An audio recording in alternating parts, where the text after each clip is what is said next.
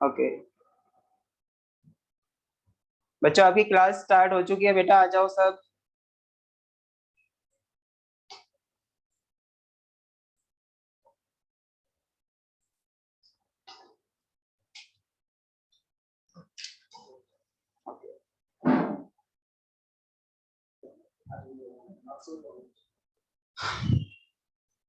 बेटा जो भी ऑनलाइन आए वो प्लीज मेरे को इन्फॉर्म करे एक बार।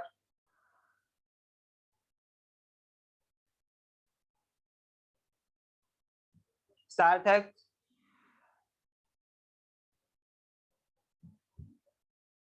आर्यन,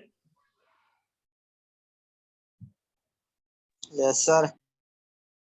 अच्छा महक, यस सर। स्वयं, स्वयं आया। Yes sir. अच्छा चलिए बेटा स्टार्ट करते हैं। कल जो हमने किया था वो एक्सरसाइज 1A हमने की थी और मुझे उम्मीद है आप सभी को क्वेश्चन समझ आ गए होंगे। उसके बाद में हम जो बढ़ेंगे वो एक्सरसाइज बी की तरफ बढ़ेंगे। ठीक है,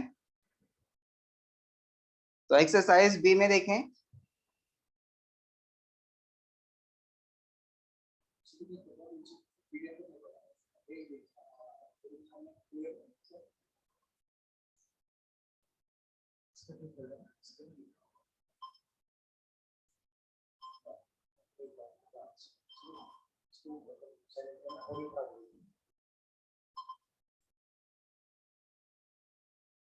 हाँ बेटा, हम एक्सरसाइज बी पे चल रहे हैं। ओके तो एक्सरसाइज बी में क्या था? देखिए एक्सरसाइज बी में जो है इसको सॉल्व करने के लिए हम कौन सी इक्वेशन देखेंगे? सबसे पहले हम देखेंगे, अच्छा हमने इक्वेशन से कुछ टाइप पढ़े हुए थे, है ना? तो कोई एक बार रिमाइंड करेगा कि वो टाइप कौन कौन से थे?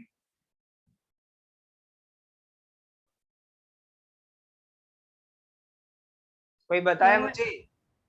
समय एंड में डिस्कनेक्ट हो गया था कल। क्या? एंड में मैं कल डिस्कनेक्ट हो गया था इसलिए मेरे को पता अच्छा नहीं। एंड में डिस्कनेक्ट हो गया था। हाँ जी। अच्छा कल की बात नहीं कर रहा हूँ मैं, परसों की बात कर रहा हूँ। परसों नहीं, जो फर्स्ट डे हमारी क्लास हुई थी तो उसमें मैंने बताया था इक्वेशन से कुछ टाइप होते हैं। बेटा एक मिनट, मैं आपसे एक मिनट चाहूंगा बस। चार टाइप जो थे उसमें। हेलो भानु, मैं बाद में बात करता हूँ तुझसे, मैं क्लास ले रहा हूँ, क्लास ले रहा हूँ। हाँ हाँ बेटा, तो मैंने जो फर्स्ट डे वाली क्लास में बताया था इक्वेशंस के बारे में बताया था। तो जो इक्वेशन होती है मैंने बताया था कि एक जो इक्वेशन होती है वो simple linear equation, equation, simple quadratic equation, equation, quadratic, cubic and simultaneous family. Simultaneous equations in two variable, है ना? ये बताया था। और क्यूबिक इक्वेशंस के बारे में बताया था। आया कुछ याद? हाँ तो आज जो हम करने वाले हैं, आज जो हम बात करने वाले हैं वो करेंगे simultaneous equations in two variable. Okay, तो जो हमारी एक्सरसाइज बी है, ये जो एक्सरसाइज है वो उसी के ऊपर है। ओके, तो इसमें हम सिंपल इक्वेशंस तो आएंगी ही आएंगी, साथ में simultaneous equations in two variable भी आएंगी। ओके, वो लीनियर इक्वेशन होंगी और हम देखेंगे कि उनका सॉल्यूशन कैसे किया जाएगा। ओके, तो चलिए सबसे पहले हम इसके रूल्स देख लेते हैं कि इसके रूल्स क्या है, मेथड क्या है इनके सॉल्यूशन के। उसके बाद ही आगे बढ़ेंगे। ओके, एक्सरसाइज बी पे हम बाद में आएंगे।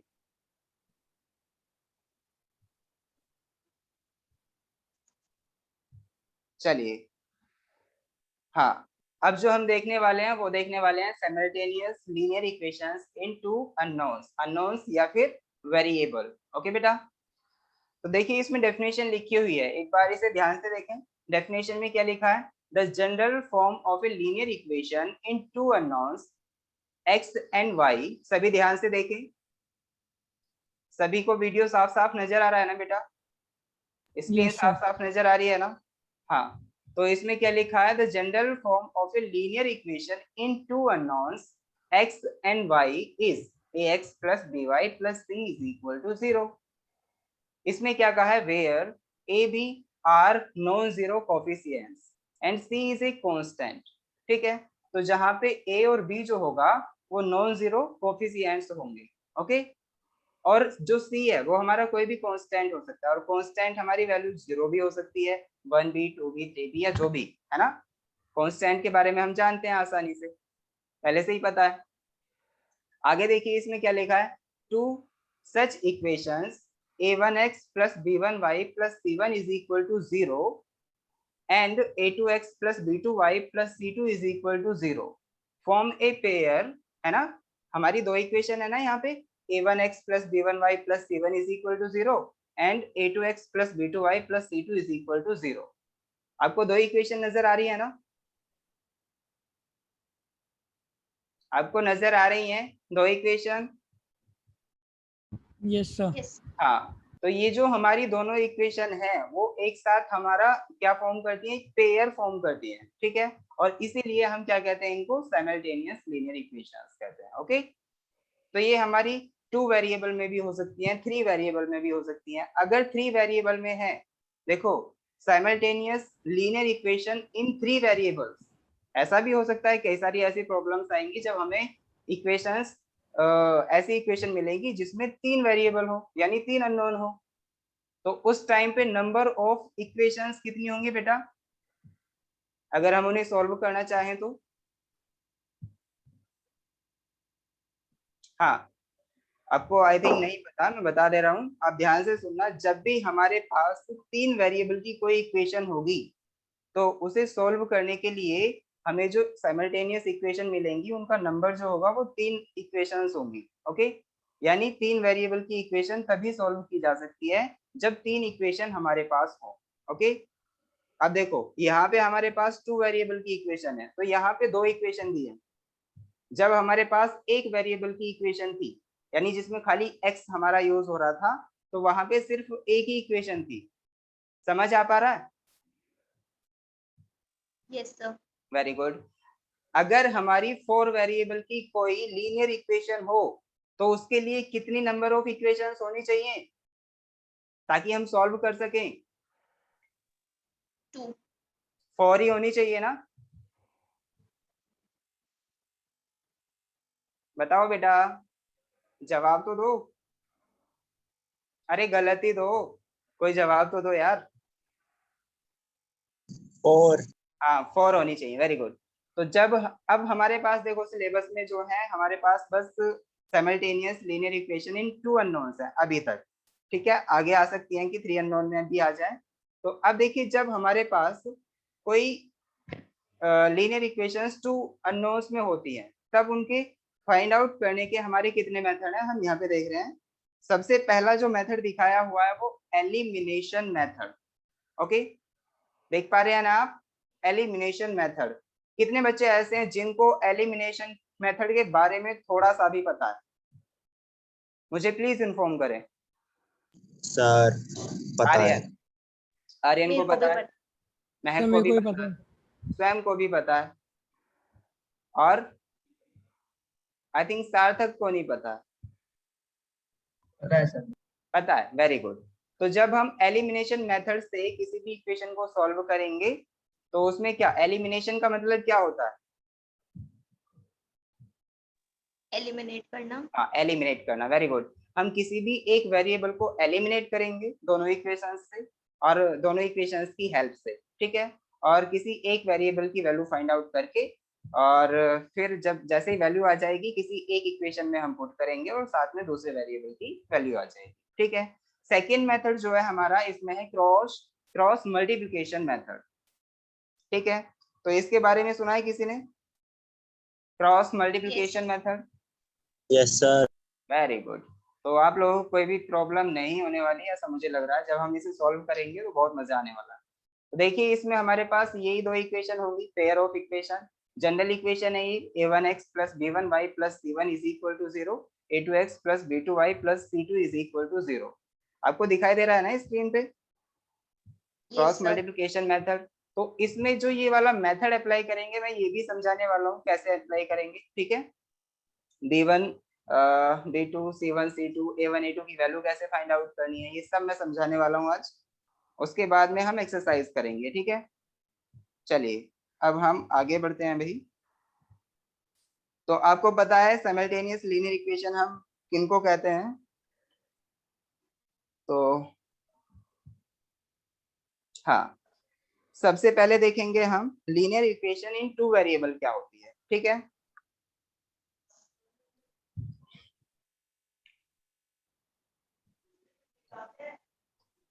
Linear equation in two variable, two variable. तो हम सिर्फ एक इक्वेशन के बारे में बात करेंगे। इसकी जनरल फॉर्म क्या होगी? जनरल फॉर्म जो होगी इसकी,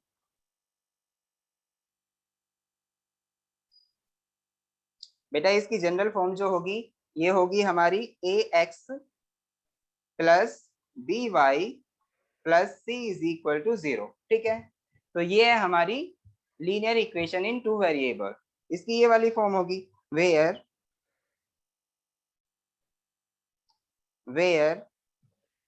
a b are non zero constants or we can say coefficients, okay. ये क्या है? नॉन जीरो कोफिशिएंट्स हैं और and c is equal to constant, ठीक है। इसके बारे में हमें पता है। अब देखिए जब हम साइमल्टेनियस लीनियर इक्वेशन की बात करते हैं तो इसका मतलब हमारे पास एक पेयर होना चाहिए इक्वेशंस का। तो पेयर की जब हम बात करते हैं तो अब हम किसी एक इक्वेशन के लिए तो हम पेयर जो मानेंगे भाई, किसी एक इक्वेशन के लिए जनरल इक्वेशन क्या होगी? उसमें हम यहाँ पे a1x plus b1y plus c1 is equal to 0 करके लिख लेंगे। फिर जो दूसरी इक्वेशन होगी उसको a2x plus b2y plus c2 is equal to 0 करके लिखेंगे, ठीक है। तो इसका मतलब अगर हम देखिए ये जो जनरल फॉर्म है उसी की हेल्प से एक इक्वेशन मैं लेके चल रहा हूं, a1x plus b1y plus c1 is equal to 0, ठीक है। a2x plus b2y plus c2 is equal to 0, ठीक है। तो ये इक्वेशन 1 है और ये इक्वेशन सेकेंड है, ठीक है बेटा। इक्वेशन 1 एंड सेकेंड, तो इन दोनों इक्वेशन को एक साथ हम क्या कहते हैं? साइमल्टेनियस लीनियर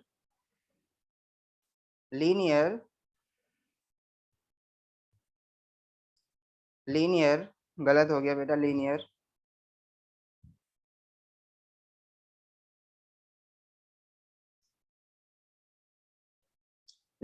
इक्वेशन,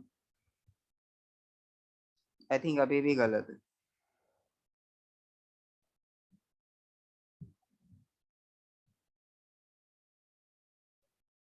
एक मिनट वेट करें बेटा।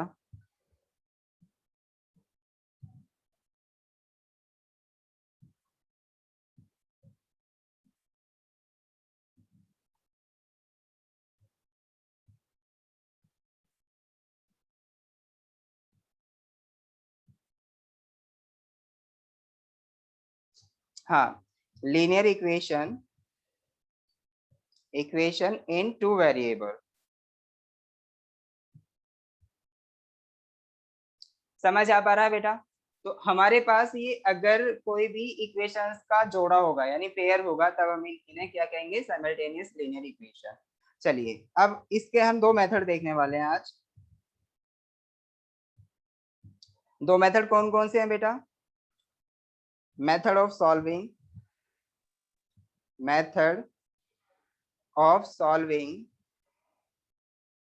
these equations। अच्छा हमारे पास कितने मेथड हैं? फर्स्ट मेथड कौन सा है? Elimination method. बेटा बताओ मुझे and second cross multiplication method. Elimination method, and second वाला जो है हमारा वो है क्रॉस मल्टीप्लिकेशन मेथड। ठीक है, तो हम वन बाय वन ये दोनों मेथड से देखने वाले हैं आज, इनसे किस तरीके से इक्वेशन सॉल्व होंगी। ओके, चलिए भाई, तो देखिए एलिमिनेशन मेथड पे सबसे पहले हम बात करेंगे। ठीक है, पहले इसे कंप्लीट करेंगे, उसके बाद में हम दूसरा मेथड कंप्लीट करेंगे, उसके बाद में एक्सरसाइज की तरफ बढ़ेंगे। ठीक है, तो चलिए इसको हम एक एग्जांपल के बेस पे समझते हैं, या एक काम करते हैं, पहले जो जनरल इक्वेशन है उससे हमें फॉर्मूले भी लेके आने हैं कि भाई x की वैल्यू क्या होगी in terms of b1 b2 a1 a2 and c1 c2। हाँ, y की वैल्यू क्या होगी, और बस हाँ, तो x और y की वैल्यूज क्या होंगी हमारी in terms of a1 a2 b1 b2 and c1 c2। तो ये हम जो देखेंगे वो क्रॉस मल्टीप्लिकेशन मेथड से देखेंगे। पहले तो हम एलिमिनेशन मेथड करने वाले हैं ना, तो इसमें तो हमें जरूरत ही नहीं पड़ेगी। चलिए एलिमिनेशन मेथड,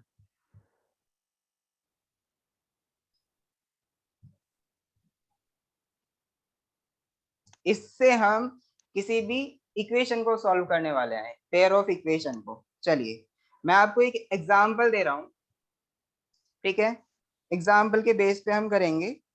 तो let us suppose we have two linear equations 3x plus y is equal to 5 and x plus y is equal to 4। ठीक है, यहाँ पे हमारे पास दो लीनियर इक्वेशन है बेटा, समझ आ रहा है, दिख रहा है आपको?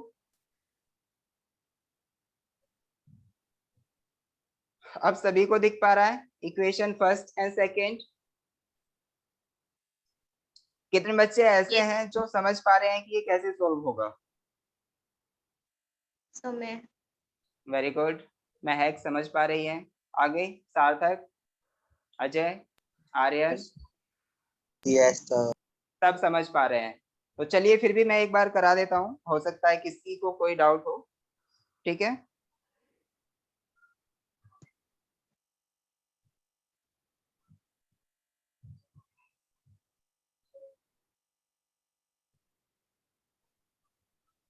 हाँ, इक्वेशन जो है हमारे पास वो है 3x plus y is equal to 5 and x plus y is equal to 4। तो हम इनमें से किसी भी एक वेरिएबल को, यानी या तो x को खत्म कर लो या फिर y को खत्म कर लो, खत्म मीन्स एलिमिनेट करना। ठीक है, तो एलिमिनेट करते हैं। चलिए मैं चूज कर रहा हूँ कि मेरे को y एलिमिनेट करना है। ठीक है, अपनी तरफ से मेरे को ऐसा ही लग रहा है कि y को एलिमिनेट करने से काफी आसान होगा। तो एलिमिनेटिंग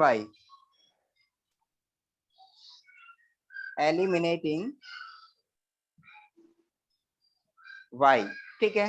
तो देखिए मैं अगर एलिमिनेट करना चाहूँ y को, तो बताओ पहली इक्वेशन में से मैं क्या करूंगा, दूसरी वाली को सब्ट्रैक्ट कर दूंगा, तो आई थिंक मेरे को लग रहा है कि y खत्म हो जाएगा, है कि नहीं? yes sir.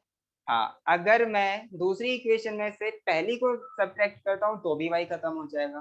तो जो मेरी मर्जी में वो कर सकता हूँ, चाहे पहली में से दूसरी को सब्ट्रैक्ट कर लो या फिर दूसरी से पहली को सब्ट्रैक्ट कर लो। ओके बेटा, तो आगे हम देखेंगे इसे एलिमिनेटिंग y। तो देखिए यहाँ पे मैं लिखूंगा subtracting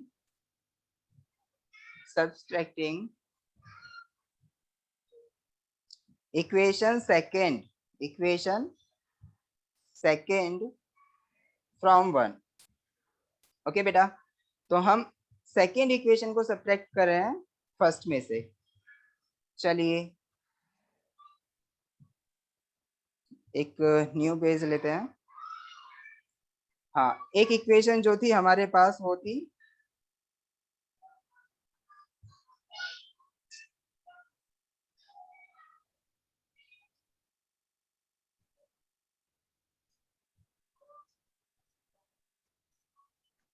3x plus y is equal to 5 and x plus y is equal to 4।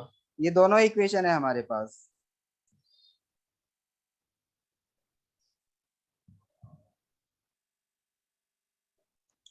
3x plus y is equal to 5 and x plus y is equal to 4। हमारे पास दो इक्वेशन है, मैंने लिखा है ऊपर कि y को एलिमिनेट कर रहा हूँ, ठीक है।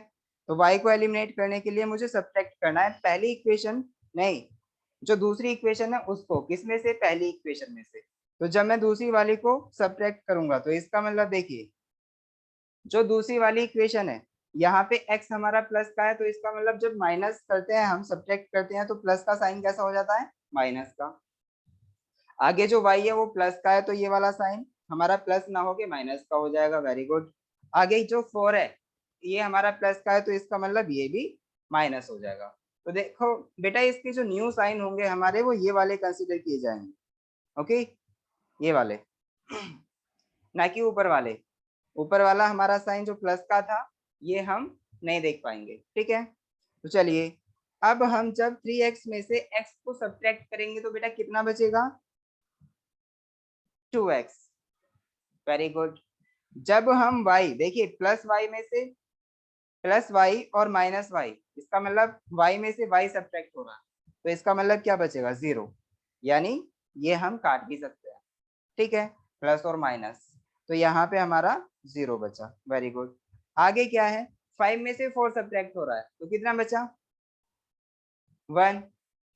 5 में से 4 सब्ट्रैक्ट हुआ तो 1 बचा। तो x की वैल्यू यहाँ पे कितनी आई बेटा, यानी 2x इज इक्वल टू, जब 1 आया तो x इज इक्वल टू क्या आ जाएगा, x इज इक्वल टू क्या आ जाएगा, 1/2। 1/2। Very good. x की वैल्यू हमारी आ चुकी है, y की वैल्यू हमें और सब y फाइंड आउट करनी है। क्या बेटा, महक आप कुछ कह रही थी।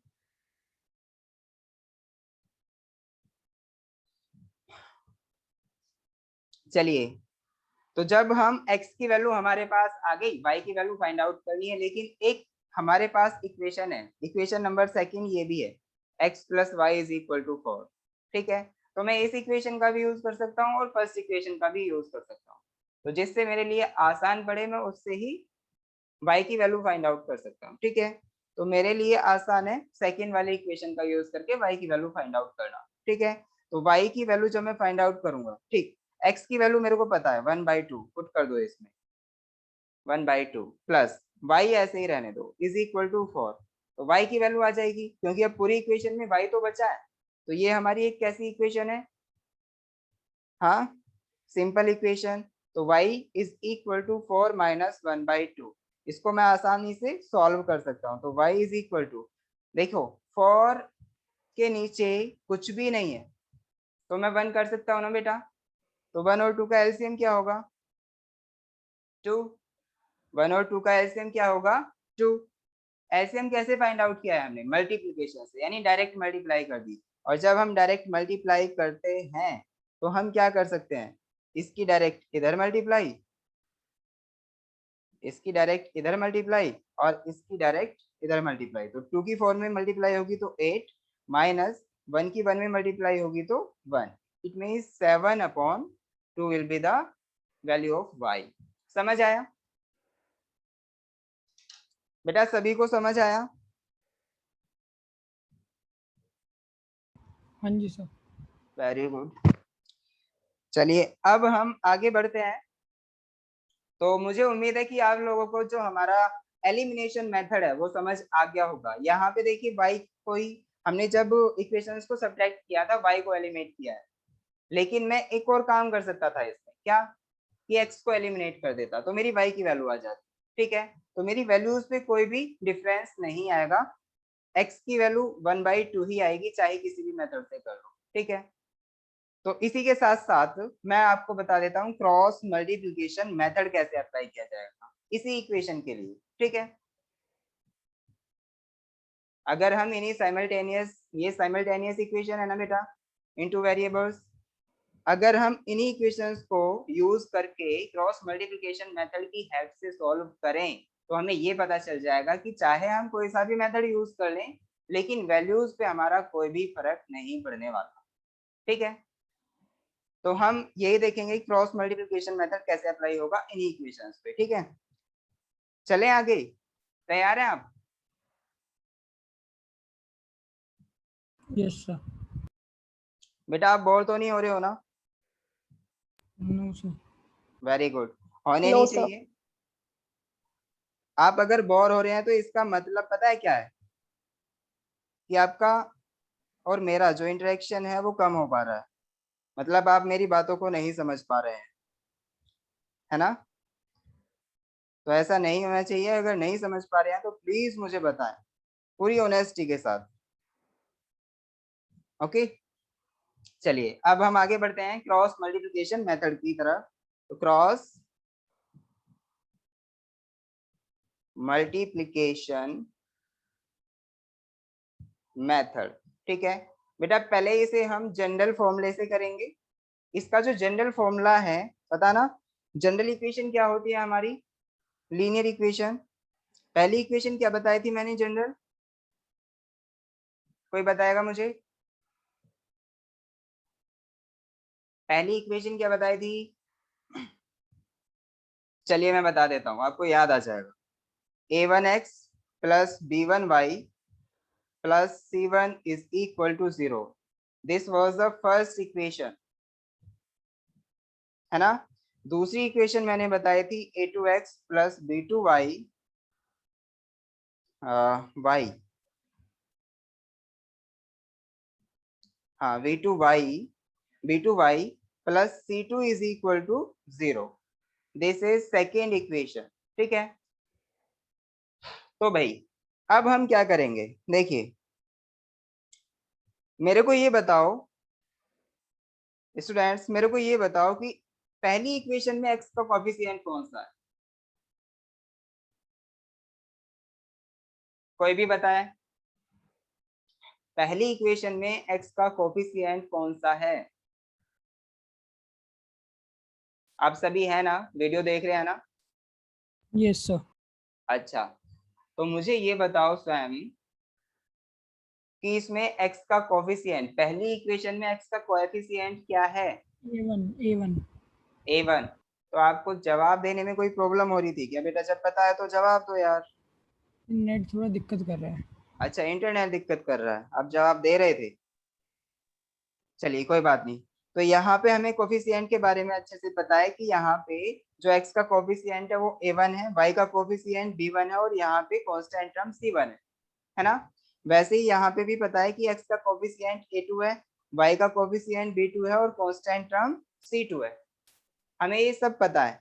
उसके बाद हम जब क्रॉस मल्टीप्लिकेशन मेथड का यूज करते हैं, तो देखो बेटा सबसे पहले ध्यान दें, मेथड बहुत अच्छा है और बहुत ही आसानी से किसी भी क्वेश्चन को सॉल्व कर सकते हैं इसकी हेल्प से, ठीक है। हमें कोई भी ज्यादा टाइम भी नहीं लगेगा क्वेश्चन सॉल्व करने में और इजी भी हो जाएगा, ठीक है। बस एक बार मेथड याद हो जाए, ठीक है। तो सबसे पहले हम क्या करेंगे, देखिए स्टेप फर्स्ट, इसको हम स्टेप बाय स्टेप लिखेंगे। स्टेप फर्स्ट, इसमें सबसे पहले x y and 1, I think आगे 1 नहीं आ पाएगा, चलिए मैं इसे थोड़ा, हाँ नीचे देखते हैं। x y एंड 1 आपको लिखना होगा सबसे पहले। उसके बाद जब हम सेकेंड स्टेप क्या होगा, सेकेंड स्टेप जो होगा बेटा x के बराबर में, x के बराबर में यानी यहाँ इस तरफ दिख पा रहा है बेटा, x के बराबर में। Yes, sir. Yes, sir.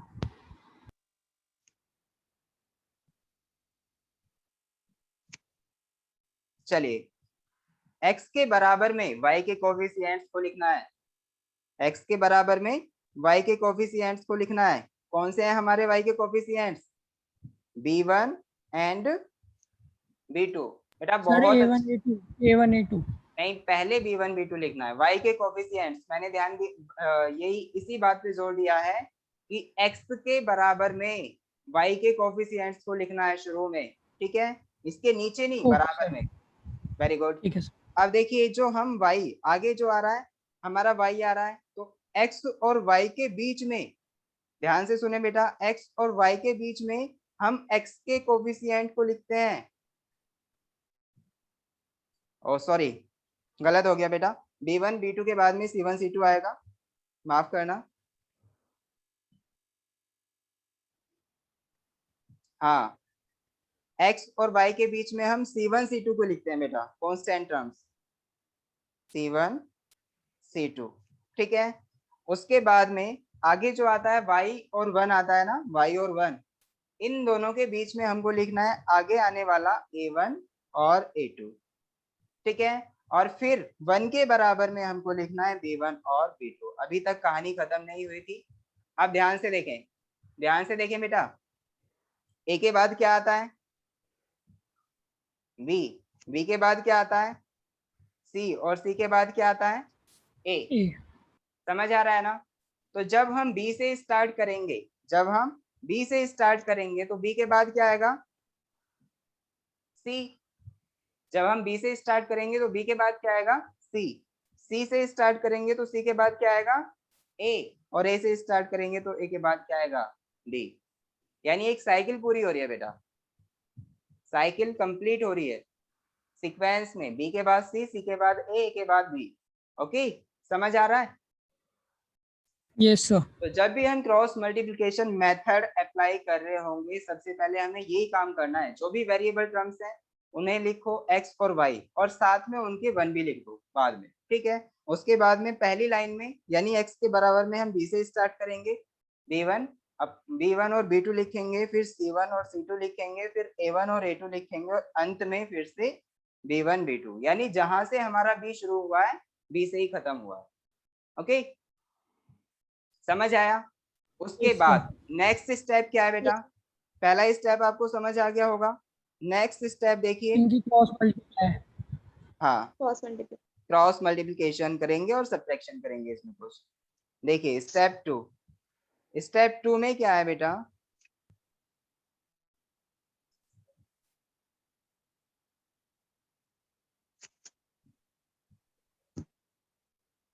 Step 2 में देखें, हाँ स्टेप 2 यहाँ देखेंगे हम। स्टेप 2 जो है बेटा, इसमें हम देखेंगे,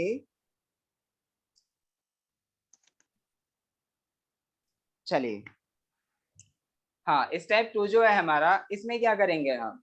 मल्टीप्लिकेशन करेंगे। देखिए अभी जो हमने ऊपर लिखा वो क्या था, मैं उसे एक बार यहाँ पे भी लिख देता हूँ बेटा, ये न्यू पेज है। तो इसमें x के नीचे क्या था b1 b2, फिर क्या था y और x के बीच में था c1 c2, फिर क्या था 1 और y के बीच में था a1 a2, और उसके बाद में b1 b2, यही था ना?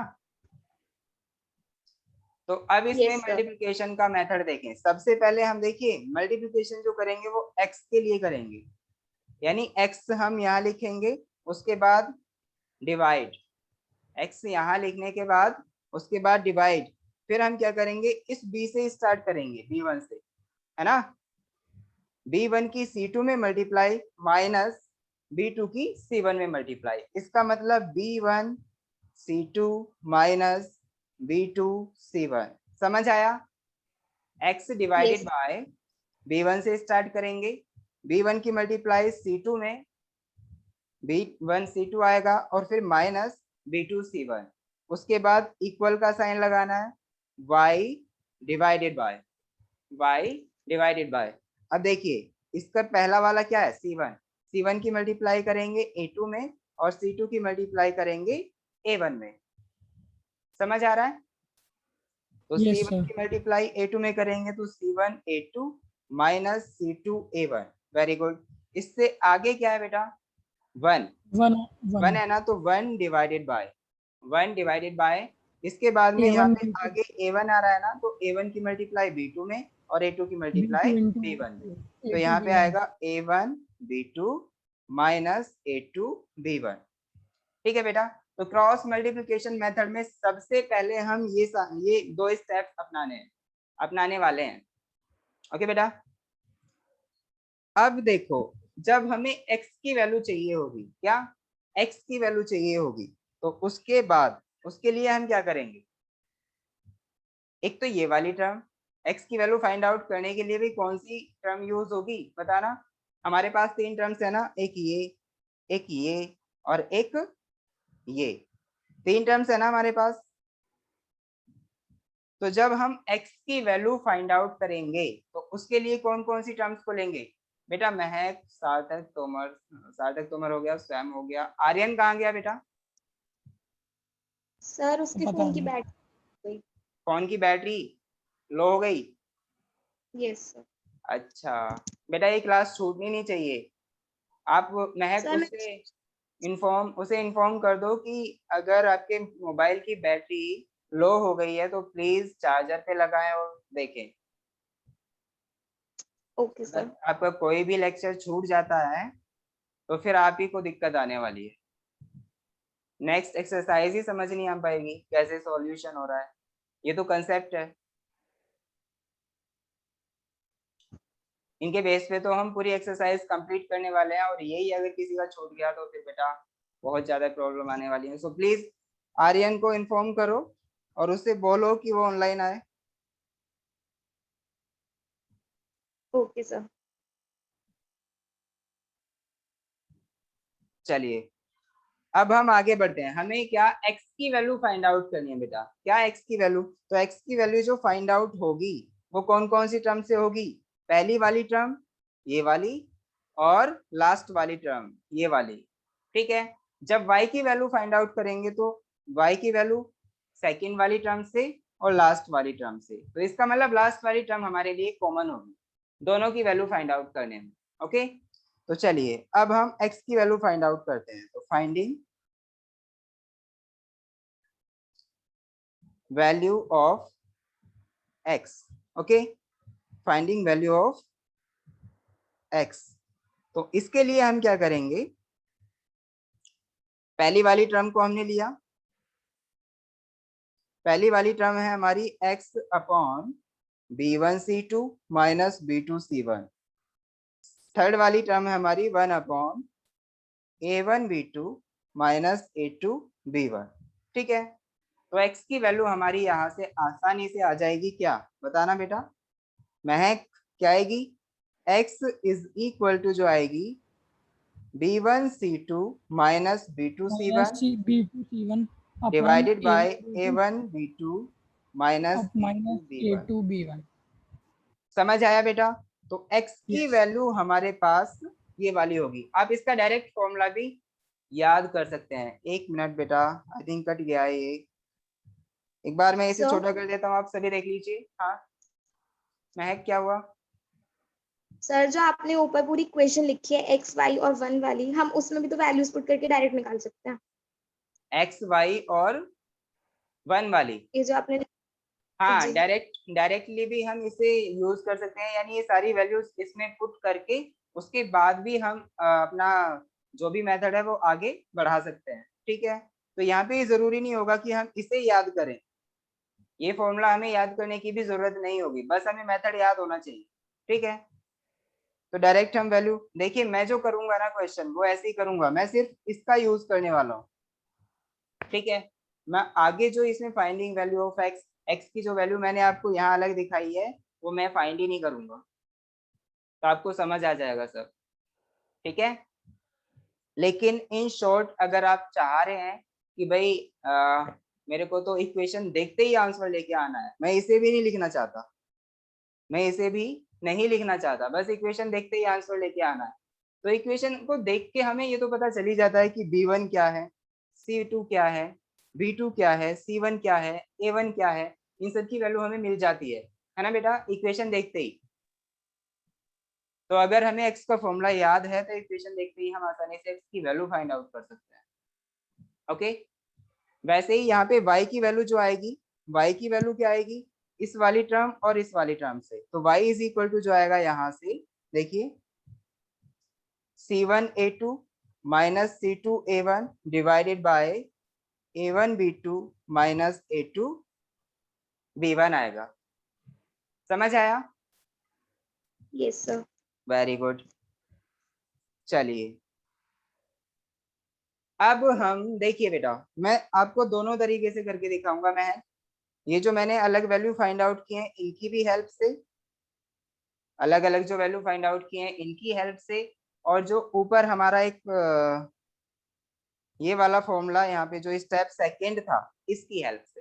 ठीक है, ओके सर। चलिए। हाँ, तो अब हम अपनी वही वाली इक्वेशन लिख लेते हैं। अगर आपको याद हो तो हमारी इक्वेशन क्या थी बेटा, कोई मुझे बताएगा किसी ने लिखी हो तो? 3x + y = 5। हाँ, 3x + y = 5। हाँ, आगे x x + y = 4। ये दो इक्वेशन थी। Yes sir. हाँ, सबसे पहले हम क्या करेंगे कि हमारा जो सबसे पहला स्टेप है, क्या पहला स्टेप क्या था बेटा? देखिए, पहले तो हमारी देखो, जब हम स्टेप अप्लाई करेंगे ना, पहले हमारी इक्वेशन उसी फॉर्मेट में होनी चाहिए। कौन से फॉर्मेट में? a1x + b1y + c1 = 0, यानी इक्वल के बाद 0 होना चाहिए। ठीक है, तो इसके लिए हम क्या करेंगे, इस इक्वेशन को पहले थोड़ा मॉडिफाई कर लेते हैं। क्या कर लेते हैं? मॉडिफाई कर लेते हैं। तो यहाँ पे ये क्या आएगी, 3x + y - 5 = 0। मैंने क्या किया बेटा, 5 को इधर उठा के लेके आ गया, राइट हैंड साइड से लेफ्ट हैंड साइड में उठा के लेके आ गया, तो ये मॉडिफाई होके कौन से फॉर्मेट में आ गई, a1x + b1y + c1 = 0 वाले फॉर्मेट में। तो ये इक्वेशन 1 हो गई। ठीक है, सर मॉडिफाइड ऐसे करना, इक्वेशन 1। क्या बेटा? सर ऐसे करना जरूरी थोड़ी है, जब आप बिल्कुल -5 फोल्ड लोगे तो वो तो कट ही हो जाएगा। नहीं, लेना जरूरी है बेटा। कई बार यहाँ पे माइनस साइन जो होता है ना हमारा, हम C1 की वैल्यू मान लो, यहाँ पे हमारा हम ऐसे नहीं लिखते, इस फॉर्मेट में नहीं लिखते, तो C की वैल्यू क्या लिखोगे आप, 5 लिखोगे प्लस का, हम्म। नहीं लिखोगे? या 5 लिखोगे या -5 ही लिखोगे तब भी? बेटा इस फॉर्मेट में करना जरूरी है, तभी हमें पता चल पाएगा कि C हमारा माइनस में है या प्लस में है। ठीक है, चलिए आगे जब हम इसको देखेंगे तो इसे भी मॉडिफाई करेंगे उसी फॉर्मेट में। तो x + y - 4 = 0। अब हमारा वो जो फॉर्मेट है कौन सा, a1x + b1y + c = 0 वाला जो है। ठीक है, तो यहाँ पे बताओ a1 की वैल्यू क्या होगी, फ्रॉम इक्वेशन 1, फ्रॉम इक्वेशन 1।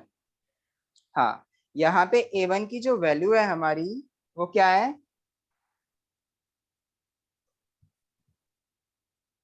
बताओ भाई कोई? a1 = जो होगा यहाँ पे वो होगा हमारा 3। समझ आ रहा है? a2 yes sir. क्या होगा, 1 1। Very good. b1 क्या होगा, 1 b1 1। b2 क्या होगा, 1 1। Very good. c1 क्या होगा, -5। अच्छा पेज कम है, आगे गैप नहीं है। चलिए मैं यहाँ पे लिखता हूँ C1 और C2 की वैल्यू। C1 की वैल्यू जो होगी हमारी -5, और C2 की जो वैल्यू होगी हमारी -4। समझ आया? Yes sir. तो अभी हमारे पास सारी वैल्यूज हैं। अब हम क्या करेंगे, जब हमारे पास ये सारी वैल्यूज हैं तो हम आसानी से x और y की वैल्यू देखो। अब हमारा जो फॉर्मूला था, y की वैल्यू फाइंड आउट करने के लिए मेरे को क्या जरूरत है बेटा, y की वैल्यू जो मैं फाइंड आउट करूंगा वो इसमें डायरेक्ट फॉर्मूले में रख के फाइंड आउट कर सकता हूँ, है ना? x की वैल्यू फाइंड आउट करने के लिए मैं डायरेक्ट फॉर्मूले का इस्तेमाल कर सकता हूँ ना बेटा, ये वाला फॉर्मूला, है ना?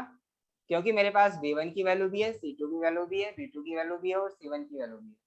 a1 की भी है, b2 की भी है, a2 की भी है और b1 की भी है, सारी वैल्यूज हैं। तो इन सभी को पुट करूंगा, थोड़ा सा सॉल्यूशन करूंगा और मेरे पास आंसर होगा। ठीक है, चलिए इस मेथड से हम नहीं कर रहे हैं, जो ऊपर हमें स्टेप दिया हुआ है, स्टेप सेकेंड वाला, उसकी हेल्प से करेंगे। ठीक है, चलिए नेक्स्ट।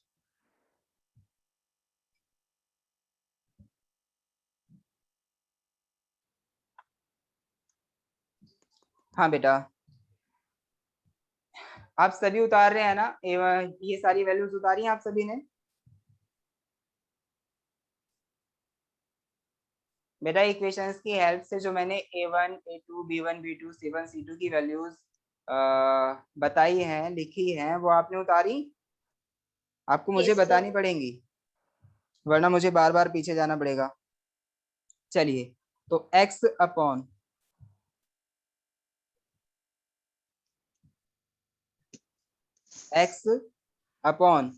यहाँ पे क्या है, x की वैल्यू जो है हमारी, x अपॉन, एक मिनट, वैल्यू नहीं,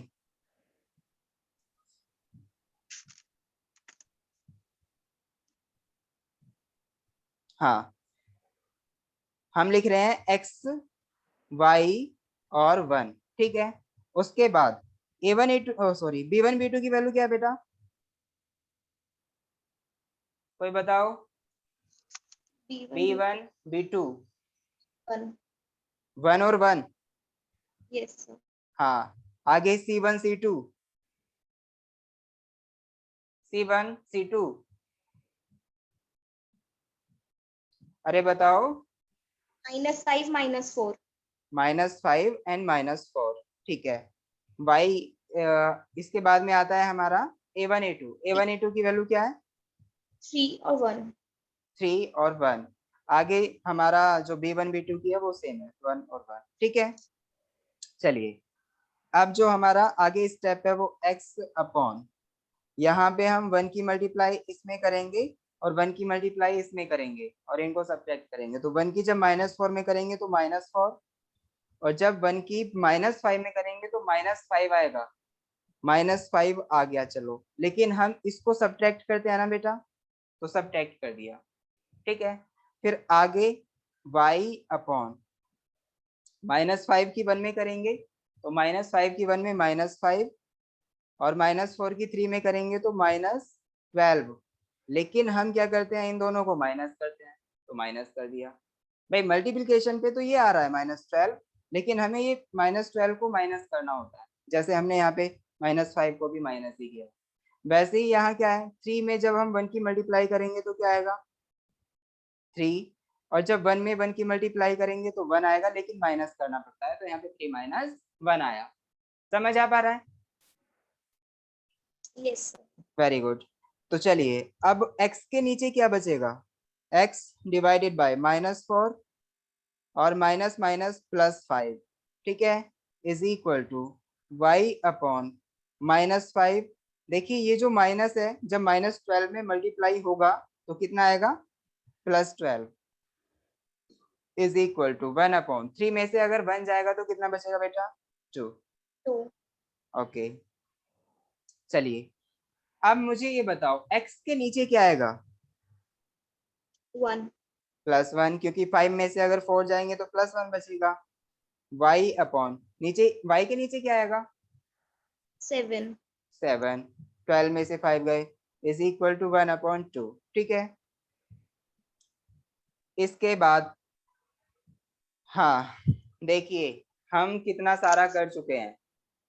अब अगर हमें x की वैल्यू फाइंड आउट करनी हो, क्या x की वैल्यू फाइंड आउट करनी हो, तो हम फर्स्ट टर्म और लास्ट टर्म को ही तो लेते हैं, x की वैल्यू इससे ही तो मिलेगी। Yes, sir. x की वैल्यू इससे और इससे मिलेगी, y की वैल्यू इससे और इससे मिलेगी, यानी ये वाली टर्म हमारी 2 बार रिपीट होगी। चलिए, तो x की वैल्यू फाइंड आउट करते हैं, x upon 1 is equal to 1 upon 2। तो x की वैल्यू क्या आ गई यहाँ पे बेटा, 1 अपॉन 2। भाई यहाँ पे 1 की हम मल्टीप्लाई करेंगे तो 1 ही रहेगा, 1 की 1 में मल्टीप्लाई हुई तो 1 ही रहा, तो x is equal to 1 upon 2 आ गया। वैसे ही अब बेटा अगर हम y की वैल्यू फाइंड आउट करना चाह रहे हैं, तो y upon 7 is equal to 1 upon 2 होगा। तो y की वैल्यू क्या आएगी यहाँ से, देखिए 7 की मल्टीप्लाई इधर हो जाएगी, 2 अपनी जगह पे ऐसे ही रहेगा, तो 7 की मल्टीप्लाई इधर हुई तो 7 अपॉन 2। समझ आया? तो अब मुझे ये बताओ, क्या कुछ याद आया आपको, ये कौन सी इक्वेशन थी,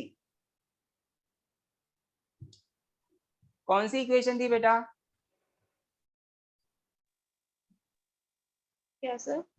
ये वाली इक्वेशन जो थी वो कौन सी थी, अरे जो हमने अभी ऊपर एक मेथड यूज किया था, एलिमिनेशन मेथड, उसके लिए जो एग्जांपल लिया था, दो इक्वेशन ली थी ना उसमें। Continuous. हेलो,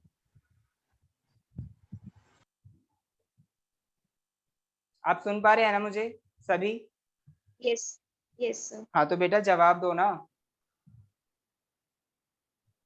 हाँ चलिए, तो अब हमने देखा कि एलिमिनेशन मेथड जब यूज कर रहे हैं तब भी x इज इक्वल टू 1/2 आया, और जब हमने क्रॉस मल्टीप्लिकेशन मेथड यूज किया तब भी x की वैल्यू 1/2 आई। ठीक है, सिमिलरली y की वैल्यू भी हमारी सेम ही आई है दोनों मेथड से। तो हम इक्वेशन सॉल्व करने के लिए इन दोनों मेथड में से कोई सा भी मेथड यूज कर सकते हैं, वो आप पे डिपेंड करता है कि आपको कौन सा अच्छा लग रहा है। समझ आया? चलिए अब हम एक्सरसाइज की तरफ आगे बढ़ते हैं बेटा। अभी हमारे पास पूरा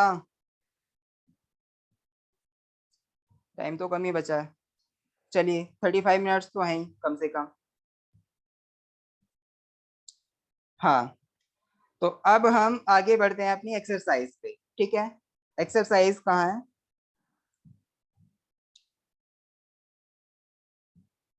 हाँ बेटा, एक्सरसाइज में देखिए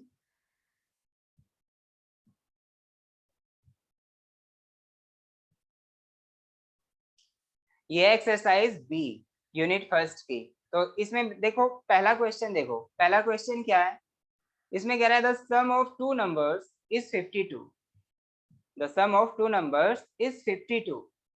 उसके बाद कह रहा है their difference is 2 and their difference is 2।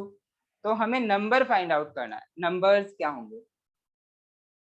यानी दो नंबर हैं, उनका सम जो आता है वो 52 आता है, और उनका डिफरेंस जो आता है वो 2 के इक्वल आता है। तो हमें नंबर्स को बताया, नंबर क्या होंगे फाइंड आउट कर सकते हैं आप। कितने बच्चे ऐसे हैं जो फर्स्ट क्वेश्चन कर सकते हैं? 25 और 27 सी ऑप्शन। इसका आंसर जो है हमारा सी होगा। अच्छा, खाली ऑप्शन जी देख सर। के बताया, सॉल्यूशन से बताया? क्या करा x plus y is equal to 50, अच्छा, x प्लस स्वयं वाई ने इज इक्वल किया है इसको, वेरी गुड बेटा, आपने बहुत अच्छा किया। किसी और बच्चे को प्रॉब्लम है इस क्वेश्चन में? अगर है तो मैं इसे कराऊं, वरना नहीं, आगे बढ़ेंगे फिर।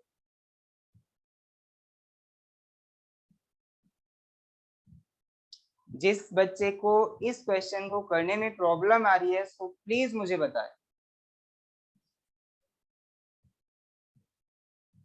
किसी को नहीं आ रही? चलिए आगे बढ़ते हैं, मैं तो यही सोचूंगा कि आपको आ रहा है। हाँ, सेकंड क्वेश्चन क्या है? सेकंड क्वेश्चन में the diagonal of a rectangle is 5 centimetre and one of at sides is 4 centimetre. बेटा ये एट साइड लिखा हुआ है, ये एट नहीं होगा, इट्स होगा। It's side is 4 centimetre. ठीक है, तो इसमें कह रहा है इट्स एरिया इज, इसका एरिया क्या होगा? स्वयं आपको आ रहा है ये क्वेश्चन? हाँ जी सर, कर रहा हूँ। Very good. अच्छा मेरे को ये बताओ, diagonal of a rectangle is 5 centimetre given है, तो पहले हमें रेक्टेंगल पता होना चाहिए, रेक्टेंगल क्या होता है, व्हाट इज रेक्टेंगल। तो सभी बच्चों को रेक्टेंगल के बारे में पता होगा, कोई मुझे बताए। स्वयं आप रहने दो, मेरे को बताएगी महक। महक बताओ रेक्टेंगल क्या होता है बेटा? Sir 12 answer. अच्छा 12 आ भी गया, 12 स्क्वायर सेंटीमीटर। चलिए इसे हम यस करके देखेंगे। आर्यन का आंसर आ चुका है, आर्यन आपने किया है ना? Yes sir. Very good. सार्थक आपका हुआ ये क्वेश्चन? सार्थक आपका हुआ क्वेश्चन? नहीं। चलिए महक आपका?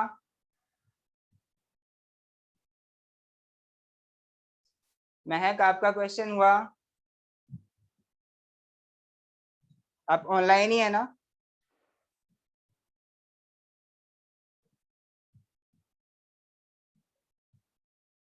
महक कहाँ हो आप?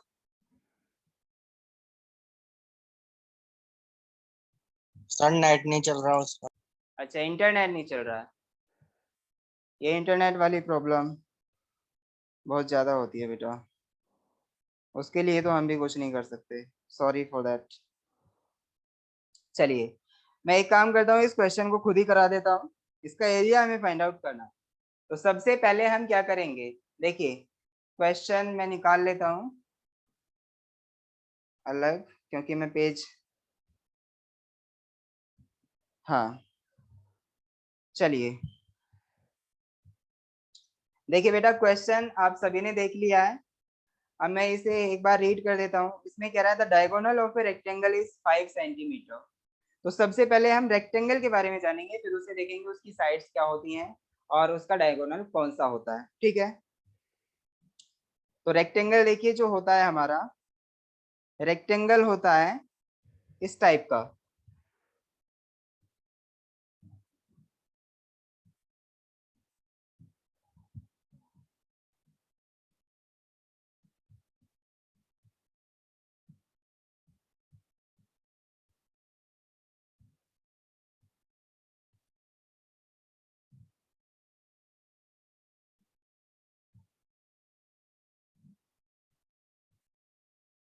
तो रेक्टेंगल जो होगा बेटा हमारा इस टाइप का होगा। इसका मतलब ये है कि इसमें ये वाली साइड और ये वाली साइड दोनों इक्वल होंगी, ये वाली साइड और ये वाली साइड दोनों इक्वल होंगी आपस में। ओके, तो रेक्टेंगल हमारा इस टाइप का होता है। जो डायगोनल होता है, डायगोनल ऑफ रेक्टेंगल, वो या तो ये वाला होगा या फिर ये वाला होगा। ये दोनों हमारे डायगोनल होते हैं। ठीक है, चलिए हम जो डायगोनल की बात कर रहे हैं वो डायगोनल हम ये मान के चले, this is our diagonal of the rectangle. चलिए अब हमारे पास डायगोनल भी है, तो क्वेश्चन में क्या दिया हुआ है एक बार मैं उसे रीड कर देता हूँ।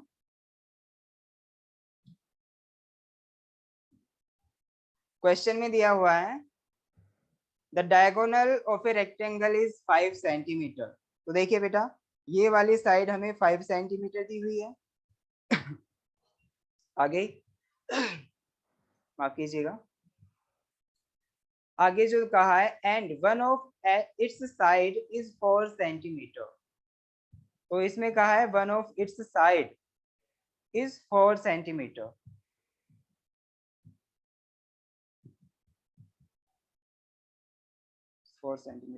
इट्स एरिया इज, तो देखिए इसमें एक प्रॉब्लम हो सकती है बेटा। अब इसमें ये कहा है कि one of its side is 4 centimetre, तो हम किस साइड को 4 सेंटीमीटर माने, ये ज्यादा प्रॉब्लम होगी, है ना।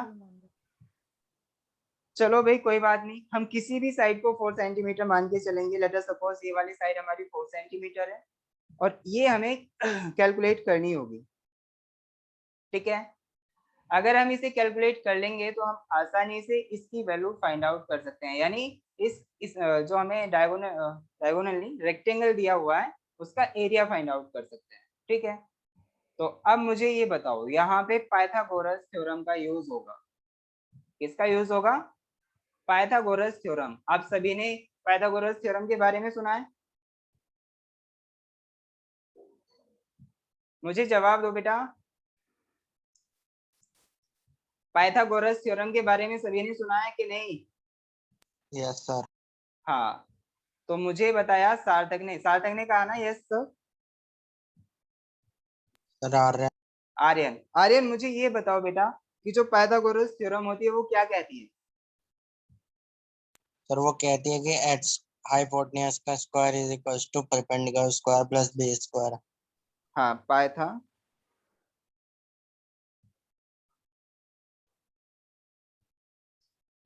थ्योरम। बेटा इसमें पाइथागोरस की स्पेलिंग देख लेना, मैं भी गलत हो। तो ये थ्योरम पाइथागोरस थ्योरम जो है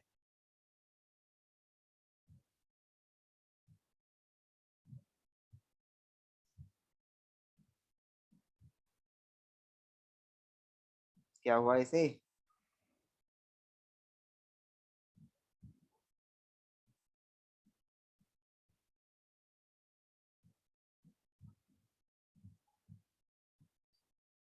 चलिए।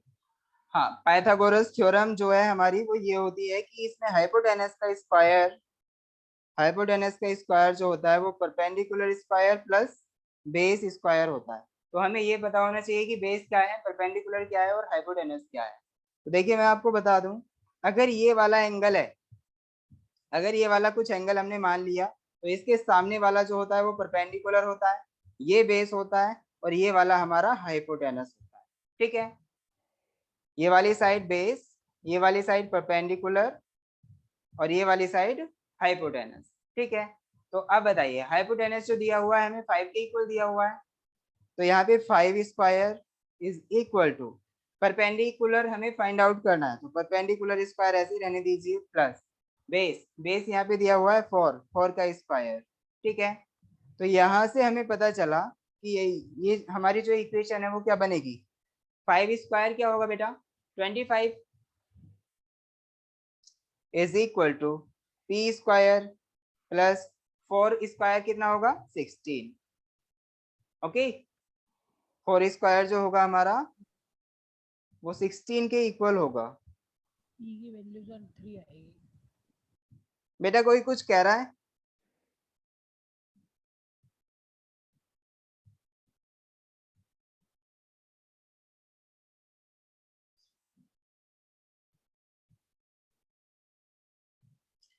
बेटा पेन काम नहीं कर पा रहा है ठीक से। चलिए फिर भी मैं कोशिश करूंगा कि आपको कोई प्रॉब्लम ना हो। मैं पेज ही चेंज कर लेता हूँ, पेज भी चेंज नहीं हो रहा।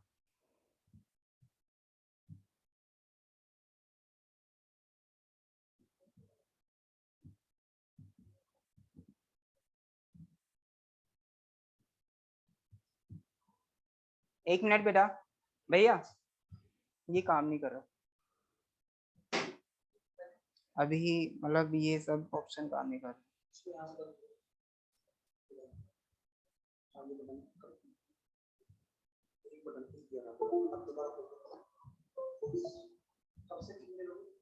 अभी अभी ऐसा होगा, हाँ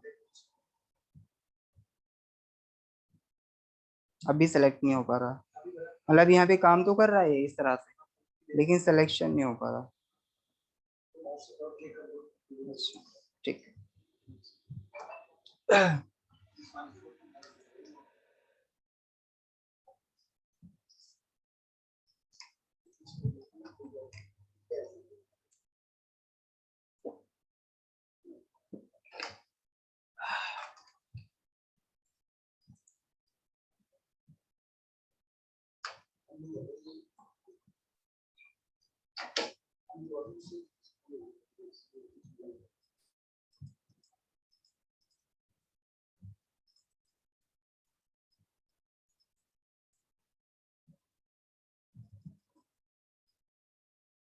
चलिए बेटा, हाँ तो इसके बारे में हम क्या देख रहे थे अभी, पाइथागोरस थ्योरम के बारे में देख रहे थे।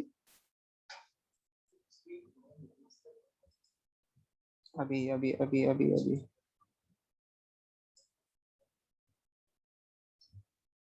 हमने छोटी भी की हुई है।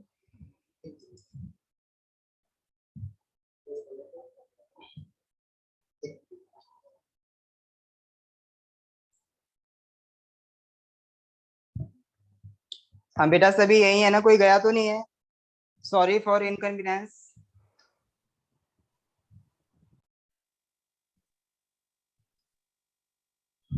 चलिए हम स्टार्ट करते हैं।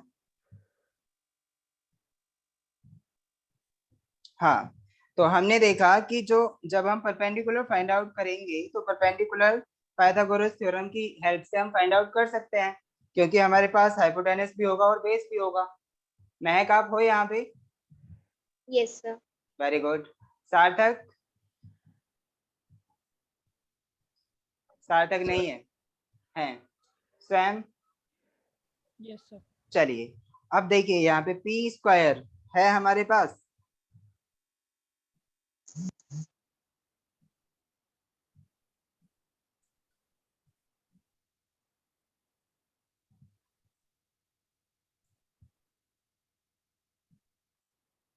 हाँ पी स्क्वायर है हमारे पास, तो p square is equal to क्या आ जाएगा बेटा, पी स्क्वायर की value, p square is equal to 25 minus 16, तो p square is equal to यहाँ से आ जाएगा 25 में से 16 सब्ट्रैक्ट होंगे तो कितना बचेगा बेटा 9, and p is equal to, देखिए पी इज इक्वल टू यहाँ से क्या आ जाएगा, कोई बताएगा मुझे 9 रूट। कितना? 9 रूट। हाँ स्क्वायर रूट Three. ऑफ 9। तो उसके बाद में जब हम स्क्वायर रूट ऑफ 9 जो होता है वो हमारा 3 के इक्वल होता है, तो p इज इक्वल टू 3 आ गया। इसका मतलब क्या हुआ, p जो था वो क्या था, परपेंडिकुलर। परपेंडिकुलर जो था हमारा वो एक साइड ही तो थी रेक्टेंगल की, साइड ऑफ रेक्टेंगल जो हमें नहीं गिवन थी। एक हमारी 4 सेंटीमीटर के इक्वल गिवन थी, दूसरी जो डायगोनल था वो हमें गिवन था, उसके बाद में एक साइड नहीं दी हुई थी, तो वो हमारी 3 के इक्वल आ गई, यानी परपेंडिकुलर इज इक्वल टू 3। तो देखिए परपेंडिकुलर 3 के इक्वल आ गया, परपेंडिकुलर इज इक्वल टू आ गया हमारा 3। चलिए अब एरिया ऑफ रेक्टेंगल क्या होगा, देखिए एरिया ऑफ रेक्टेंगल का फॉर्मूला है, जीता जागता फॉर्मूला है, बहुत ही फेमस फॉर्मूला है, सभी को पता होगा। क्या बेटा बताना, एरिया ऑफ रेक्टेंगल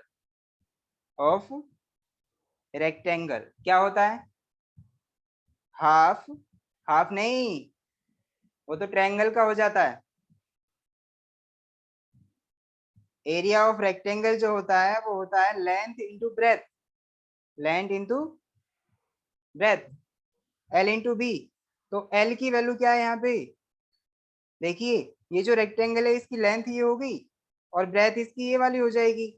तो लेंथ की वैल्यू है हमारे पास 4 और ब्रेथ की वैल्यू क्या है 3। तो इसका मतलब 4 इंटू 3 जो होगा हमारा वो कितना होगा 12। ठीक है 12 आ गया।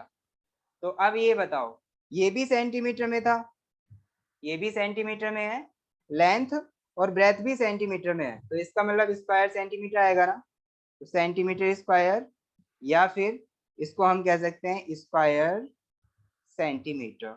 ओके बेटा समझ आया कि नहीं, एरिया ऑफ रेक्टेंगल कैसे फाइंड आउट करते हैं। यस सर आ गया। देखिए अगर हमें डायरेक्टली इसमें लेंथ और ब्रेथ, यानी इसमें जो लेंथ और ब्रेथ है, एक को हमने बेस कहा है, एक को हमने परपेंडिकुलर कहा है, अगर इसमें हमें ये लेंथ और ब्रेथ दी हुई है तो डायरेक्ट हम फॉर्मूला लगा देते हैं, लेकिन यहाँ पे डायगोनल दिया हुआ था, तो डायगोनल की हेल्प से और बेस की हेल्प से हमने परपेंडिकुलर फाइंड आउट किया, उसके बाद में एरिया फाइंड आउट किया। ओके चलिए मुझे उम्मीद है आपको समझ आ गया होगा। अब हम आगे बढ़ते हैं।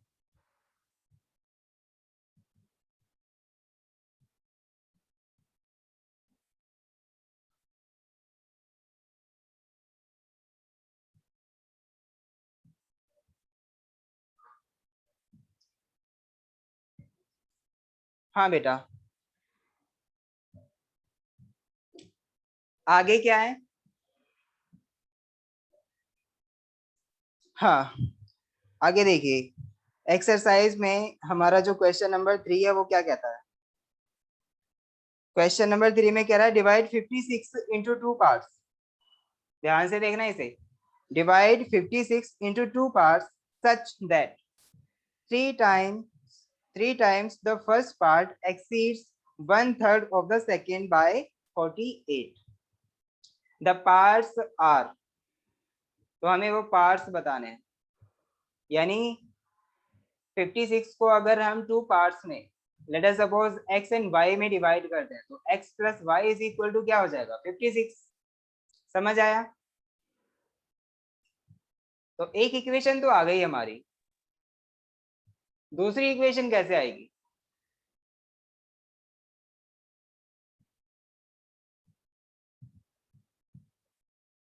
कोई कर रहा है इस क्वेश्चन को,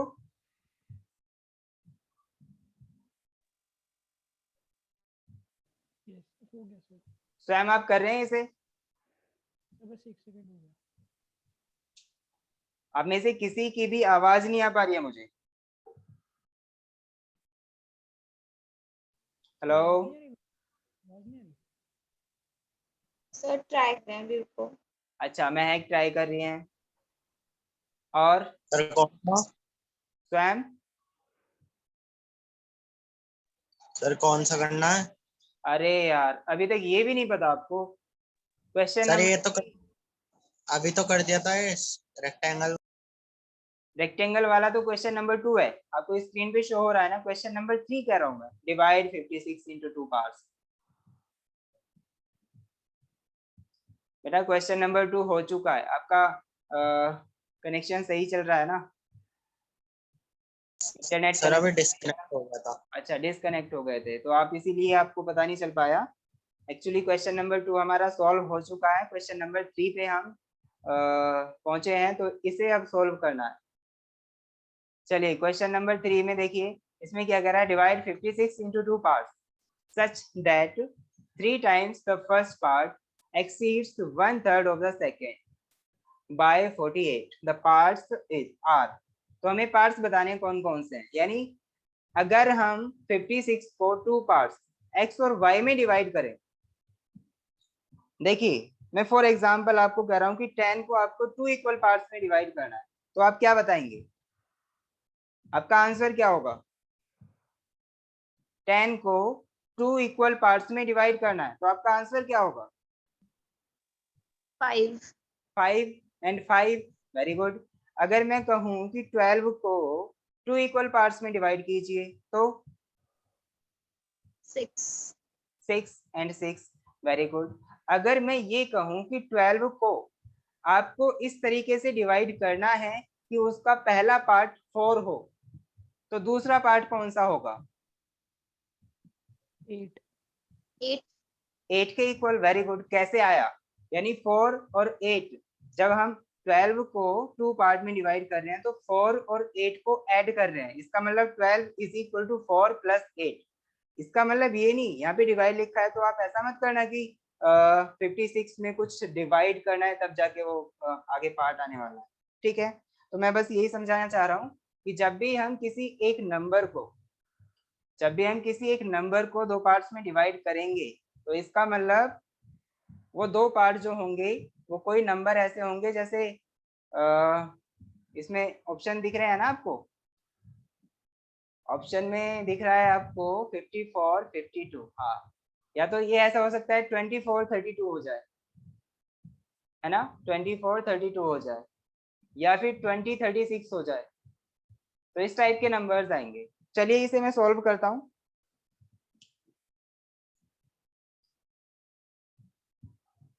क्वेश्चन ध्यान में रखना बेटा, सभी लिख लेना इस क्वेश्चन को अपनी कॉपी पे। Okay sir. लिख गया, क्वेश्चन लिख गया, यस सर। एक मिनट सर।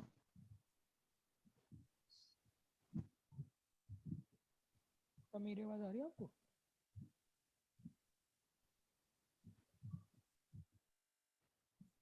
चलें आगे। Yes sir. चलिए, हाँ तो इसमें जो कहा है, एक बार अपनी कॉपी में देखें जो आपने लिखा है, डिवाइड 56 into 2 पार्ट्स, तो मैं इसको डायरेक्ट सॉल्व कर रहा हूँ, सॉल्यूशन देखिए आप इसका। इसमें कहा है डिवाइड 56 into 2 पार्ट्स, तो हम क्या करेंगे, let us consider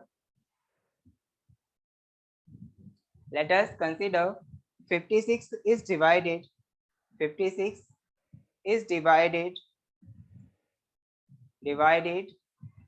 into 2 parts such as x and y।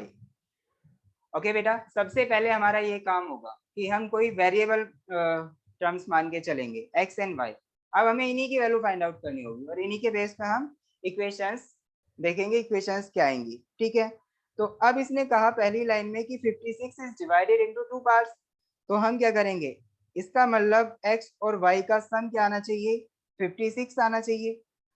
भाई जब हमने 10 को 2 इक्वल पार्ट्स में डिवाइड किया था 5 और 5, तो 5 और 5 का जो सम आएगा वो 10 ही तो आएगा, आएगा कि नहीं। Yes sir. जब हमने 12 को 2 इक्वल पार्ट्स में डिवाइड किया था 6 और 6, इसका मतलब 6 + 6 इज इक्वल टू 12 ही तो आएगा, तो हम उन पार्ट्स को ऐड कर देंगे और ऐड करने पे आएगा 56, तो हमारी एक इक्वेशन तो आ गई, वेरी गुड, एक इक्वेशन आ गई। अब हमारा जो काम है वो दूसरी इक्वेशन फाइंड आउट करने का है, क्योंकि जब हमारी टू वेरिएबल की इक्वेशन होती है तो वही वो तभी सॉल्व होती है जब हमारे पास एक और इक्वेशन हो, अकेले वो सॉल्व नहीं की जा सकती।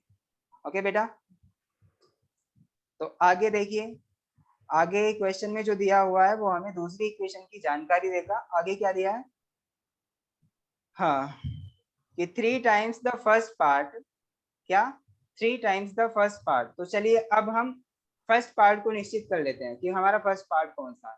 लेट अस सपोज जो हमारा फर्स्ट पार्ट है वो x है, दिस इज फर्स्ट पार्ट, ठीक है। आगे कह रहा है फिर 3 times the first part exceeds 1/3 of the second by 48, ठीक है। तो देखिए सबसे पहले हम करेंगे 3 टाइम्स ऑफ फर्स्ट पार्ट, तो 3 टाइम्स ऑफ फर्स्ट पार्ट क्या आएगा 3x, 3 times of first part यानी x का 3 टाइम्स 3x आएगा। Very good. इससे आगे क्या कह रहा है, फर्स्ट पार्ट एक्सीड वाले को छोड़ दो अभी, 1/3 ऑफ द सेकेंड, यानी वो कुछ ज्यादा हो रहा है, लेकिन एक मिनट, वो कह रहा है first part exceeds 1/3 of the second, यानी जो हमारा पहला पार्ट है ना, जब हम उसका 3 टाइम्स करते हैं तो वो हमारा कुछ एक्सीड हो जाता है, यानी बढ़ जाता है। कितना बढ़ता है 48, ठीक है। किससे किससे बढ़ता है 1/3 of the second part, 1/3 of the second part से, ठीक है। तो पहले मेरे को ये बताओ 1/3 ऑफ द सेकेंड पार्ट क्या आएगा, सेकेंड पार्ट हमारा y था तो इसका 1/3 1/3 y आ गया, है कि नहीं, समझ आया। तो अब मुझे ये बताओ क्वेश्चन के अकॉर्डिंग ये कहा है कि 3x जो है वो क्या हो जाता है, वो एक्सीड हो जाता है किससे 1/3 ऑफ y से, कितना हो जाता है 48 के इक्वल। समझ आया कि नहीं आया, समझ आया कि नहीं आया, सर आ गया। Very good. तो अब हमारे पास एक दूसरी इक्वेशन भी होगी और इसे हम आसानी से सॉल्व कर सकते हैं। बेटा हमारे पास बस 7 से 8 मिनट है और उसी टाइम में हमें ये सॉल्व करनी होगी। ओके चलिए सॉल्व करते हैं इसे। अब देखिए पहले एक काम करते हैं, जो सेकंड इक्वेशन हमने लिखी है इसको मॉडिफाई कर लेते हैं। तो मॉडिफाई कैसे होगी ये, हाँ मॉडिफाई मीन्स हमें इसकी वो वाला फॉर्मेट बनाना है जो कि ax plus b y plus c is equal to 0 वाला।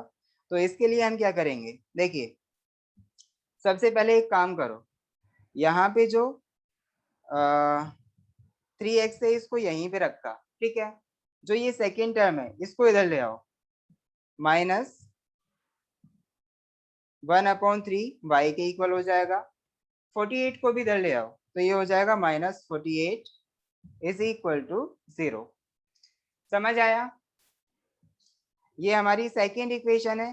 फर्स्ट इक्वेशन क्या थी, फर्स्ट इक्वेशन थी हमारी x plus y is equal to 56, अगर आपको याद हो तो, ठीक है नहीं, x plus y is equal to 56। तो इसको भी हम मॉडिफाई करेंगे, मॉडिफाई करने के लिए हम क्या करेंगे, इसको भी सेम उसी फॉर्मेट में लिखना है, ax plus b y plus c is equal to 0 वाले फॉर्मेट में। तो a यानी x plus y minus 56 is equal to 0, ठीक है। तो ये हमारी फर्स्ट इक्वेशन को मैंने मॉडिफाई किया है, ठीक है बेटा, समझ आ पा रहा है महक, यस सर। Very good. अब मेरे को ये बताओ इक्वेशन फर्स्ट से हम किस किस की वैल्यू फाइंड आउट करेंगे, इक्वेशन फर्स्ट से किस किस की वैल्यू फाइंड आउट करेंगे, a1 फाइंड आउट करेंगे ना, a1 b1 और c1 की वैल्यू। वैसे ही मेरे को ये बताओ इक्वेशन 2 से हम किस किस की वैल्यू फाइंड आउट करेंगे, a2 b2 और c2 की वैल्यू, ठीक है। चलिए मुझे ये बताइए a1 b1 और c1 की वैल्यू क्या है, सर इक्वेशन फर्स्ट से फाइंड आउट करना है। सर हाँ बेटा, सर आप क्रॉस मल्टीप्लिकेशन यूज कर रहे हो। हाँ, क्रॉस मल्टीप्लिकेशन की हेल्प से मैं इसे यूज कर रहा हूँ, सॉल्व करने सर वाला हूँ। एलिमिनेशन से ज्यादा इजी होगा। हाँ, एलिमिनेशन से कर लो, आपको जो अच्छा लगता है बेटा उससे कर लीजिए, आपको बस सॉल्यूशन करना है, इसमें ये नहीं कहा है कि कौन से मेथड से करना, ठीक है। वहाँ पे ऑप्शंस हैं, तो ऑप्शन इसका मतलब एक्स और वाई की वैल्यू चाहिए हमें, तो हम कोई सा भी मेथड यूज करें उसी की हेल्प से वैल्यूज फाइंड आउट कर सकते हैं। Okay, yes sir.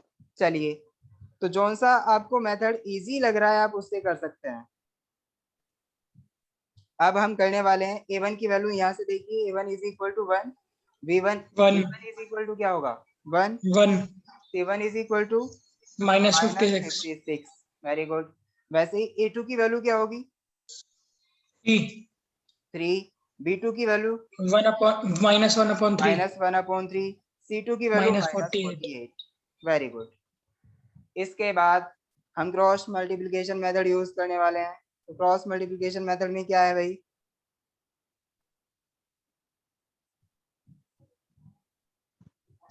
हाँ, क्रॉस मल्टीप्लिकेशन मेथड कहता है कि x b1 b2 y c1 c2 1 a1 a2 और यहाँ पे b1 b2।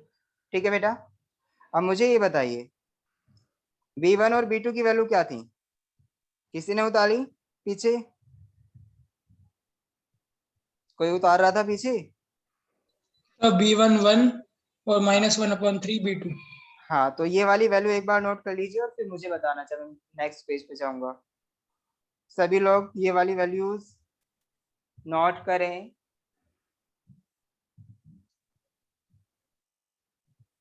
हो गई? हो गई बेटा नोट? हाँ जी सर यस चलिए, मैं अब नेक्स्ट पेज पे जा रहा हूँ, आप मुझे बताएंगे। हाँ, b1 की वैल्यू क्या है, b1 की b1 वैल्यू 1 1, b2 की value minus 1 upon 3 minus 1/3, c1 की वैल्यू minus 56 माइनस 56, c2 की वैल्यू minus 48 माइनस 48। चलिए आगे a1 की वैल्यू 1 1, a2 की वैल्यू 3 3, b1 की वैल्यू हमारे पास है 1 और b2 की वैल्यू माइनस 1/3। ठीक है, चलिए आगे करते हैं इसे। क्रॉस मल्टीप्लिकेशन मेथड का जो आगे स्टेप है हमारा क्या है, x अपॉन इसकी यहाँ मल्टीप्लाई, इसकी यहाँ मल्टीप्लाई। ठीक है, तो भाई -48 की जब हम 1 में मल्टीप्लाई या 1 की -48 में मल्टीप्लाई करेंगे तो कितना आएगा -48। -1/3 की मल्टीप्लाई करनी है हमें -56 में, तो कितना आएगा माइनस माइनस प्लस 56/3। ओके बेटा, ये तो आ गया। चलो ये जब हमने मल्टीप्लाई की तो यहाँ पे साइन जो आया हमारा प्लस का आया, लेकिन हमें इसमें से माइनस भी करना होता है ना, माइनस करना होता है कि नहीं? जी हाँ सर, माइनस करना होता है, तो माइनस करेंगे ना इसमें से, इज इक्वल टू फिर क्या है y अपॉन देखिए c1 में मल्टीप्लाई करनी है a2 की और माइनस c2 में मल्टीप्लाई करनी है a1 की, तो इसका मतलब इसकी इसमें मल्टीप्लाई करो, इसकी इसमें मल्टीप्लाई करो। तो 3 में जब 56 की मल्टीप्लाई करेंगे तो क्या आएगा बेटा, 3 6 जा कितने होते हैं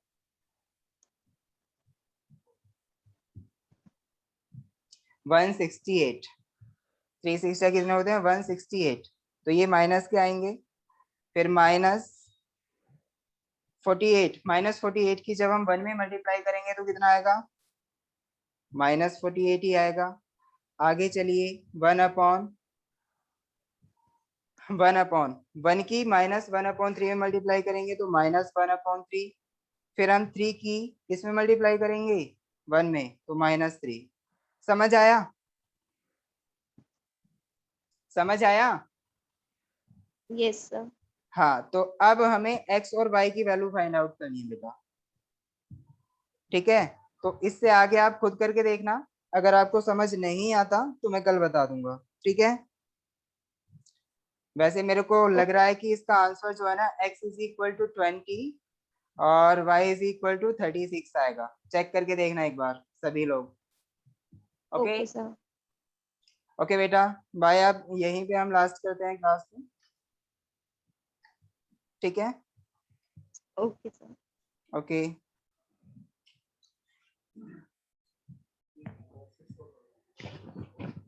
क्या भी